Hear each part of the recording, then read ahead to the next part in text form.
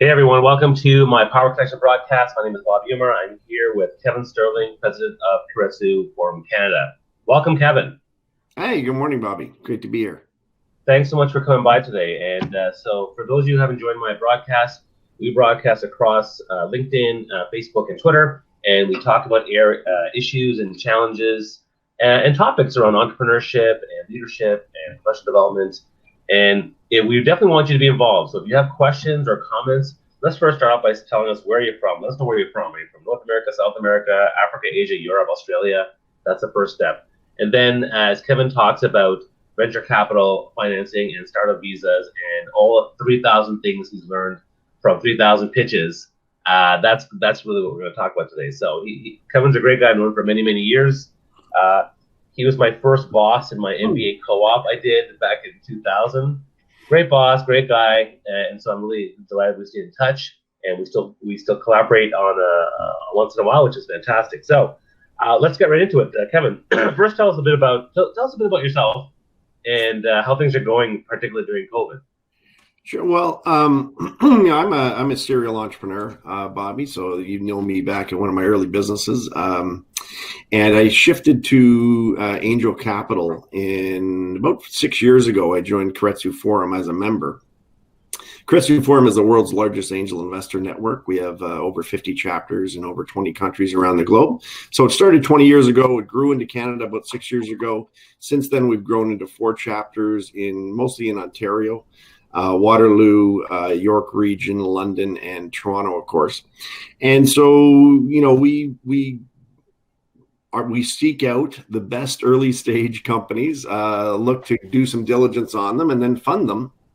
And each year we fund globally about 200 companies, over $100 million every single year, which is ranks as very, very high. In fact, number one in terms of early stage finance amongst some big groups like Kleiner Perkins and Andreessen Horowitz. Some of the VCs you hear out of Silicon Valley, but we're actually larger than them in terms of the amount of deal flow. So that's what we do here at Keiretsu.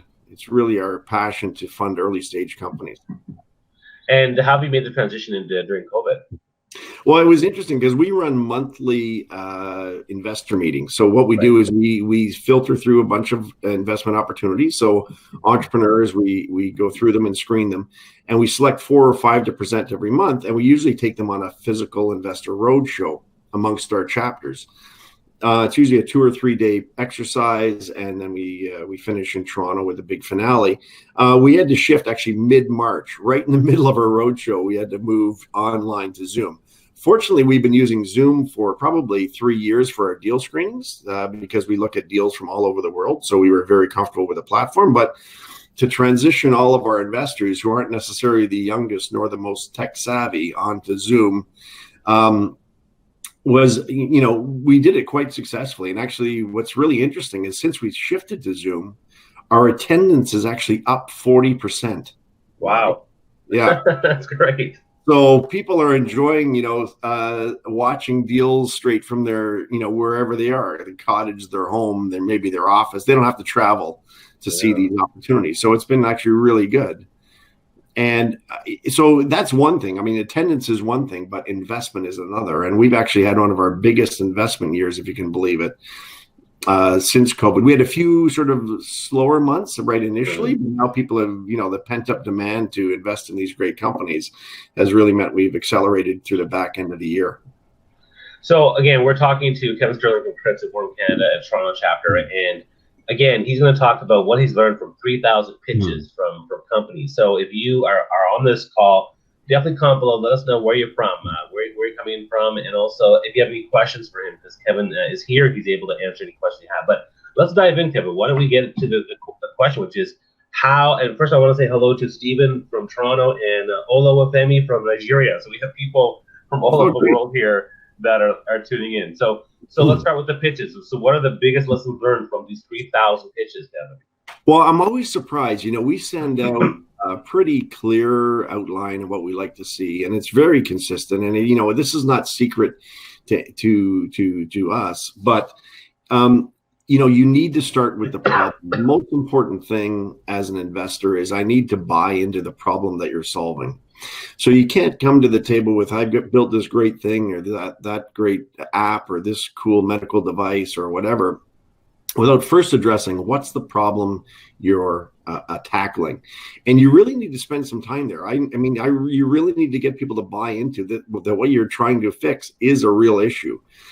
Because that's what drives change, right? Is the desire for something better, something different, something improved over what's currently available. So if I don't buy into the problem, and many people just really gloss over it, then you're really getting into trouble later on. It's really hard to create a compelling story. And you're a storyteller, Bobby, so you know that, Yeah. right? If you don't start there, you got no basis for the rest of the presentation. Yeah, I mean, when you tell a story, it's say here's customer avatar or person A. Here's the problem they're facing. Here's what we did to help them out, and now they feel all happy and fulfilled, and you resolve the crisis. That's basic storytelling, and it applies to pitches too. Yeah, 100%. And once you get through the problem, you get to the solution, and you really need to then talk about the benefits of that solution delivered, and they need to be quantifiable, right? Ideally, tell us how much better it was, how much faster it was, how much cheaper it was, what better results it was able to deliver, so that I can buy into. Because if it's marginal benefit, again, Bobby, it's one of those things. Change is hard. And is your target market going to make change for a nominal benefit? Probably not. So, it's really important that you quantify how much better you are than what's currently, either the standard in the marketplace or the standard of care in healthcare, et cetera. So, and let me share something, because I actually went to several of your forums, and what I can tell you is that my initial take when I saw people pitching was, man, like, at least get the opening. Like, it's 30 seconds. Like, come on, you start with high energy and memorize your opening and make sure you nail it. Because some people are like, it's like, whoa, have you not rehearsed this? Rehearse right. that opening. Come on, like, get that. That's the first impression was just completely lost sometimes. And you're right. And first impressions are huge. Because people get distracted. Like we're in the day where if you don't catch my attention in the first few minutes, I mean, I'm checking Facebook. You know what I mean? It's it's one of those things, and especially on Zoom. So, people need to really realize that. And the other thing, one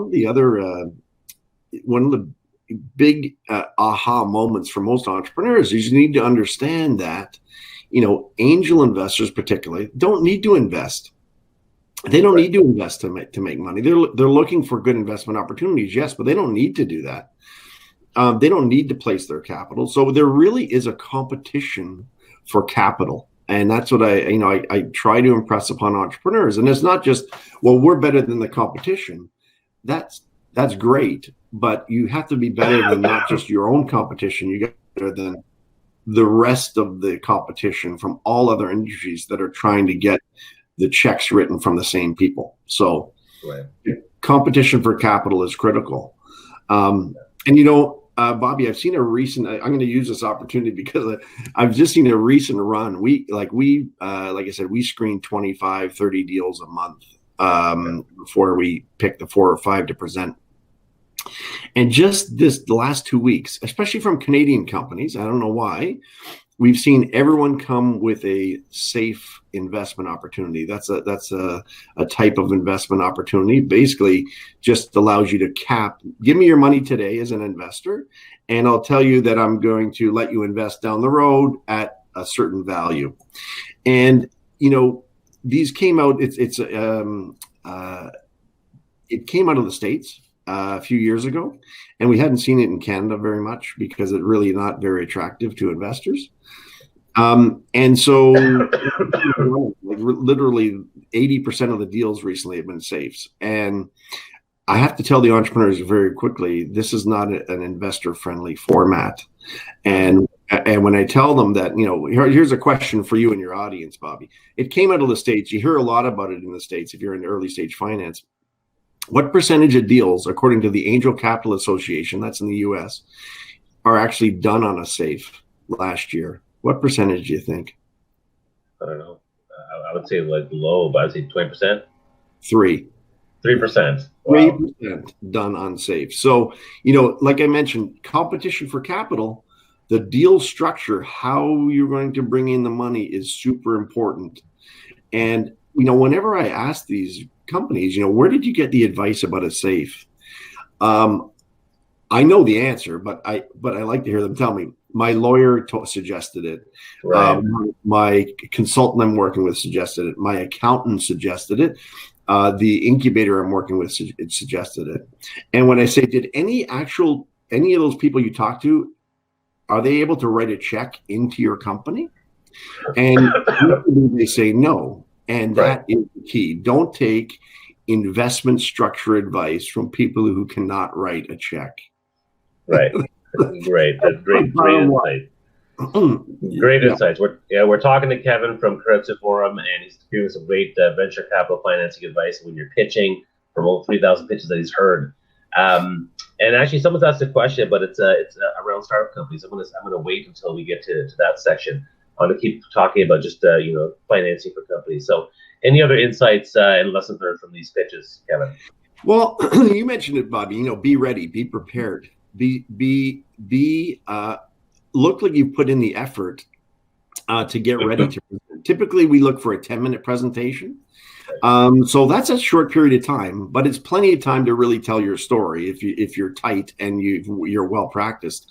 And the most seasoned entrepreneurs who come through, who are the most successful at raising capital and raising millions of dollars through Kretzer, are the ones that come in and who are prepared. So, we not only screen companies, we invest hours with them. If we select you to present, we invest hours in pitch coaching to get you ready. And, some entrepreneurs are better at taking that advice than others. The ones that heed that advice, and again, it's coming from a place of, I'm empathetic to the entrepreneur, because I'm a serial entrepreneur at heart. So, take the advice. If you put in the advice and do it, they always feel much more confident with the presentation, and the response rate is much, much better. So really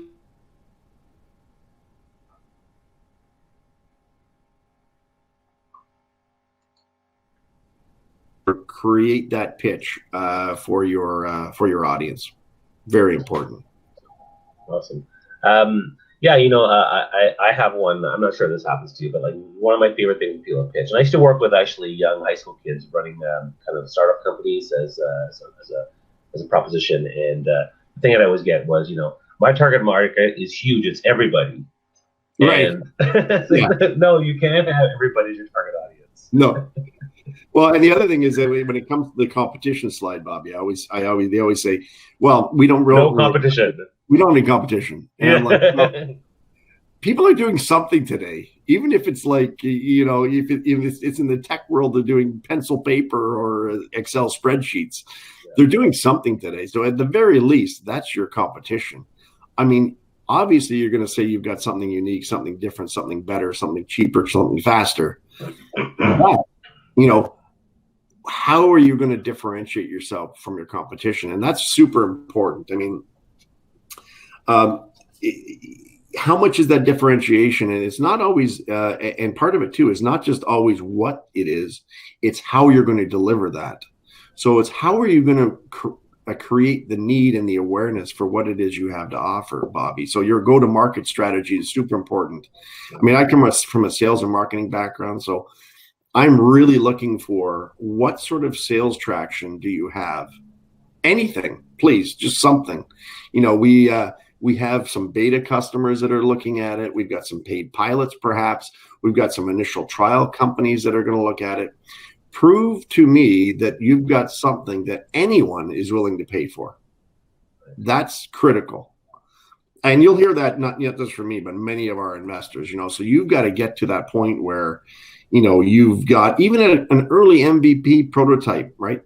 Is anybody going to pay you for what it is you've created? Super important is early stage sales traction. Now, I have one more question before we switch gears to the other topic. And this is something, I mean, we look at, obviously a lot of people watch Dragon's Den and Shark Tank. Right. And so I think people would like to know, is there a difference between what's going on there versus what's going on for real and when you're doing it? Sure, we actually write checks. That's the main difference. A lot of those deals, you see a lot of handshake deals on Dragon's Den and Shark Tank, and inevitably those deals. We've had companies who've presented there come through our forum and our network, and there's a lot of handshake deals on those shows. It's for TV. It's a show, but most of those deals fall away. They really don't happen, and they fall away in diligence. So that's one of the other takeaways is you need to be ready to raise capital. And what do I mean by that? It's not just having a pitch deck ready. It's knowing what happens after I get investors to raise their hand and say, I'm interested. And what happens next is they're going to ask you for a lot of backup material. You said you have a patent, show it to me. You said you have client agreements, show them to me. You said you've got, prototypes or 3 different versions, show them to me. It's the show and tell, it's the confirmation stage. That's all called due diligence. You've got to get through that. So be ready for it. Get a data room ready. Get all of your documents nice and tidy. I'm amazed, Bobby. I guess before we wrap up, and the number one thing that I'll say, and looking at entrepreneurs from around the world and between Canadians and the rest of the world, my one advice for Canadian entrepreneurs is be less Canadian. and so what do I mean by that? Well, it's real simple. Don't be so nice. Don't be so gentle with the feedback. I'll talk to entrepreneurs and I'll say, I gave you a list of 35, 40 investors. How's the communication going? And they'll say, I sent them an email. And I don't know, I never really heard back. So I guess no one's interested. When you compare and contrast that with a U.S. entrepreneur, right, or an international entrepreneur, they are relentless with the follow-up. They're relentless with the asking for the investment presentation, right? So the investment checks. I'm just going to plug in here. So, that's the one advice I'd give you is be less Canadian in your follow-up. Be aggressive. Pretend you're American, at least during the capital raise. I don't want to come around the wrong way, but those are the entrepreneurs that do the best. Because think of it as an investor, if I don't see a follow-up from you aggressively chasing me, how aggressively are you chasing new business? How aggressively are you chasing new partners? How are you going to differentiate yourself in the market if you're not aggressively chasing people who are willing to write you checks? Right. Very fair point. I appreciate that. All right. So where can people look you up in terms of getting more information about accessing some of these events? KeiretsuForum.ca, and I'll spell it for you because I get to spell it about 20 times a day. www.keiretsu, KEIRETSU, forum, FORUM.ca. If you go in there, you can have a look at everything. You can apply to present. We actually have our investor meetings tomorrow, so you can apply. You can if you're an accredited investor, come join us and see some of the presentations. And we actually have that information in the post itself as well. We'll put it in the comments as well. So thanks for that. Let's switch gears now and talk about your startup visa program. There's already 2 questions in the feed about it. So, but I want to let you talk about it, and then we'll go right to those questions. Sure. So the startup visa program, just for the audience's background, is an immigration program keying in or targeting entrepreneurs. So Canada is looking to grow our economy, looking to grow our tax base, grow our employment base by recruiting good quality entrepreneurs to come to Canada and start their companies. And that's been a very good model. We've supported, and Keiretsu is actually ideally suited. We're a designated entity, which means we can write a letter of support for a company, which allows them and the founder and up to 5 other teammates to apply for permanent residency in Canada. So if they come through, we raise some money for them, just a small little hurdle rate, then we can write a letter of support and they can come to Canada and start their business. And I've been amazed, Bobby. We've been a designated entity now for just over a year. And we put together a platform to sort of help us filter through all the great entrepreneurs that are coming through. We probably have had now, I didn't check this morning, about 650 formal applications from nearly 80 countries around the world have sent in applications. We go through that. We have a 3 or 4 step process, and ultimately bring those companies to Canada. We reject a lot of them. Listen, we filter through. We probably only support about 8 or 9% of those companies. But there's some really excellent entrepreneurs. I'm super excited by this program. Super excited for these entrepreneurs to come to Canada, and it's a great place to do business. I mean, you know that, Bobby. Canada's a great place to do business. Absolutely. All right, so let me get to some of the questions. So there's a question from Ola Wafemi. How do we secure capital for early startup companies in Nigeria from angel investors? What should he do? Well, we've actually had some. Now, if you're looking for the startup visa program, we've actually had some companies come through Nigeria. We've had quite a few applicants from there. So, you come through karetsuforum.ca. We actually have a startup visa button on our website, and you can click that and begin the application process for our support. Every region is a little bit different in terms of how to raise capital. I'm not familiar with the angel capital or the setup in Nigeria, so I'm not sure what resources are available there. So I can better to Canada, and we don't have a chapter right now in Nigeria. Although we've had our first companies come from some funds from Ethiopia recently. So there is some capital. There's a lot of interest and activity going on in Africa right now. So there is definitely investment available. I would seek out early stage finance groups, either angel groups, early stage VCs, those types of organizations. And if you want to come to Canada to start up your business, then apply through our startup visa program.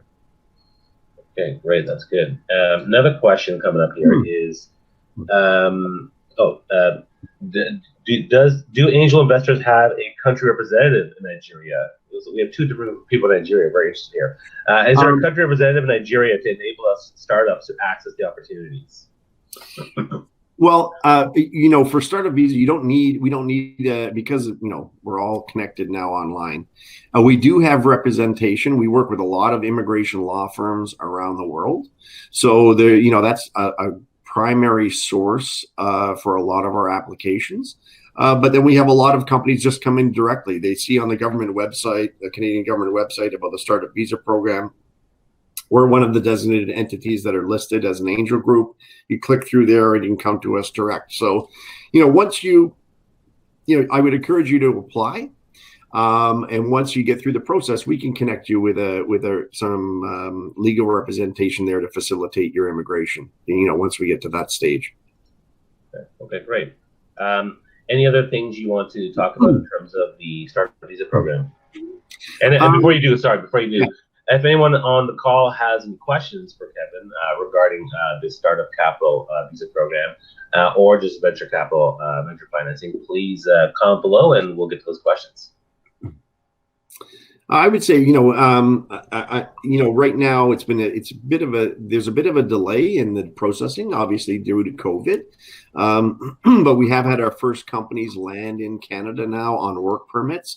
So although the process, you start the process here, and it can take a year or so to get through the Immigration Canada review process once you receive a letter of support, you can come to Canada on a work permit and actually get started with your business right away. And so we've had companies land, and we're starting to help them get integrated into the environment, into the ecosystem. So we have a lot of supports. Initial capital get set up here in Canada, but then also once you get some traction, we're going to invite you back to Karetsu to raise some more funds to grow your business. And we've seen everything, Bobby. I've been really pleased by the clean tech solutions we've seen.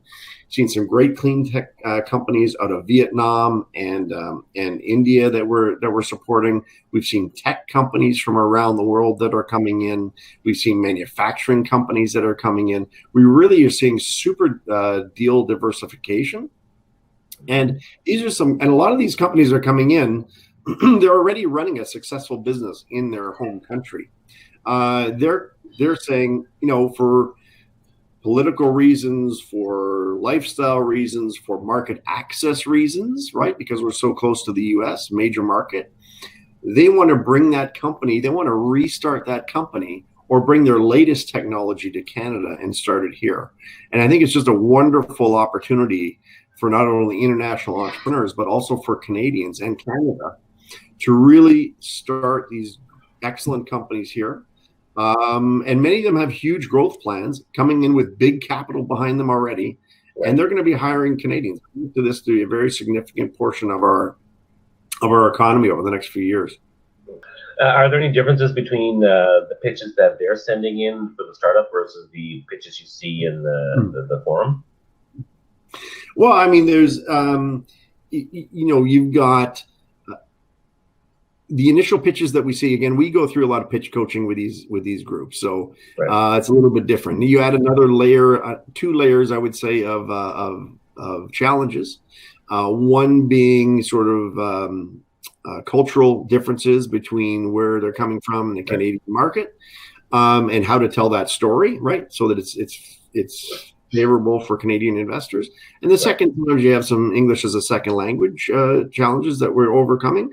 But everyone who's applying needs to have a IELTS in English proficiency level of 5 or above. So, most of them are pretty good. And we help them with all of that.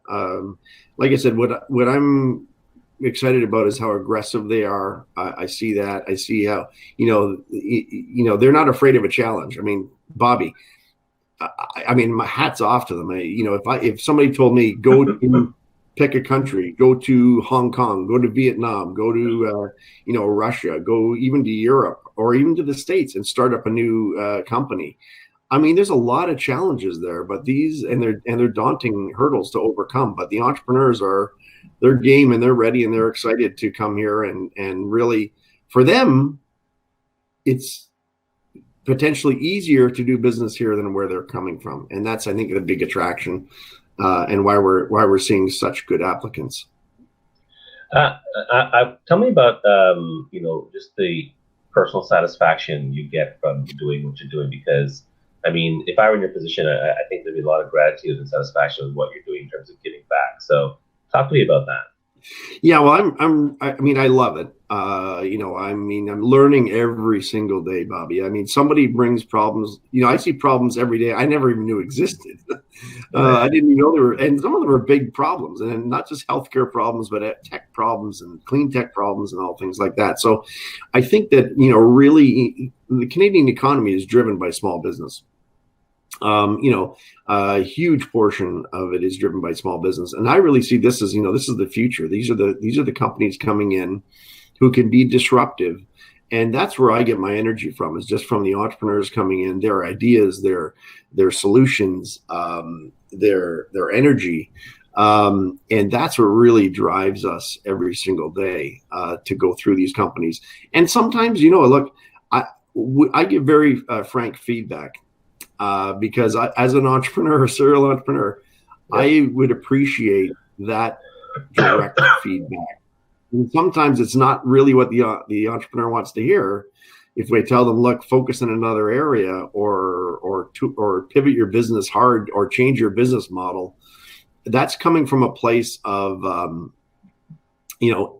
of wanting to help them, so that sort of fast forwarding and getting into where they're going to get anyway, but trying to get them there faster based on what we've seen.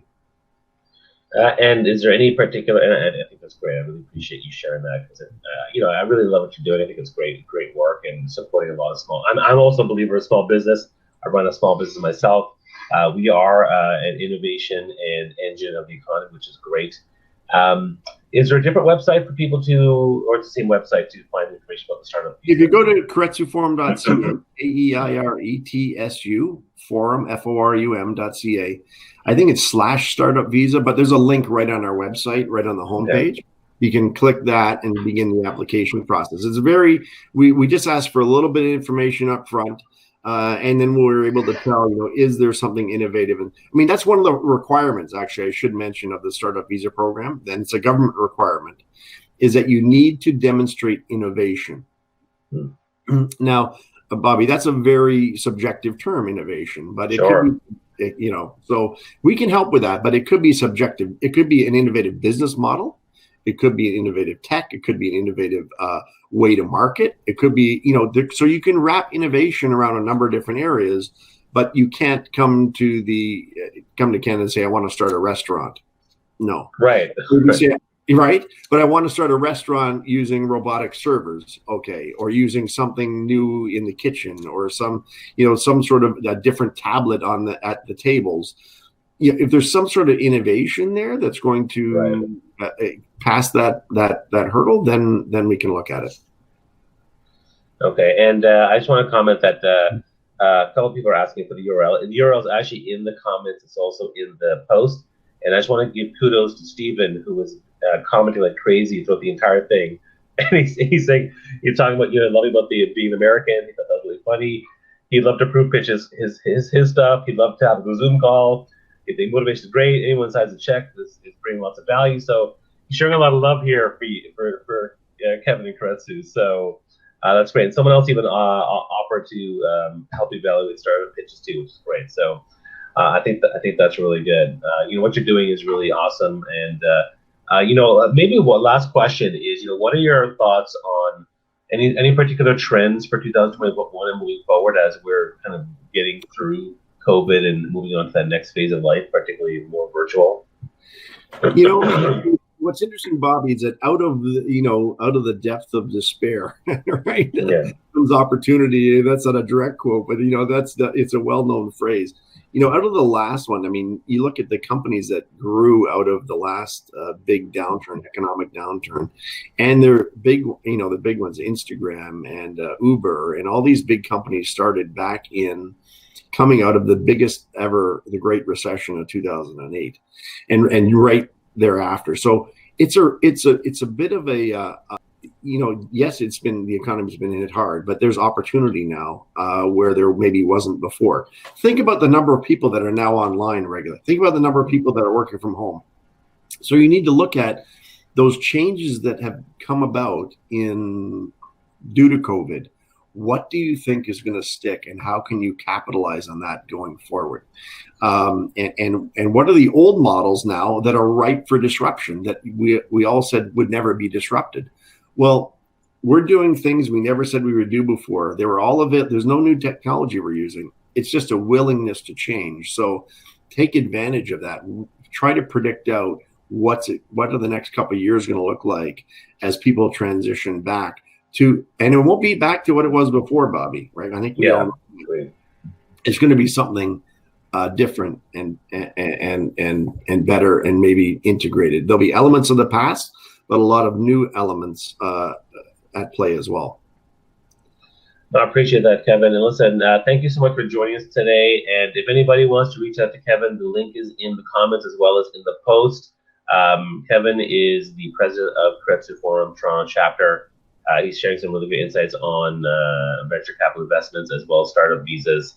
And for those of you who join the Power Connection broadcast, by all means, please, if you have future questions and you see the replay, comment below, tag Kevin. I'm sure he'd love to answer any questions you guys have. I'm happy to answer any questions you have as well. And we usually broadcast on Wednesdays at 8:45 a.m. Eastern Standard Time. And hopefully I'll see you again next week and the week after for the Power Connection chat. Thanks so much, Kevin. And great. Thanks, Bobby. Have a great week. Take care. Thanks.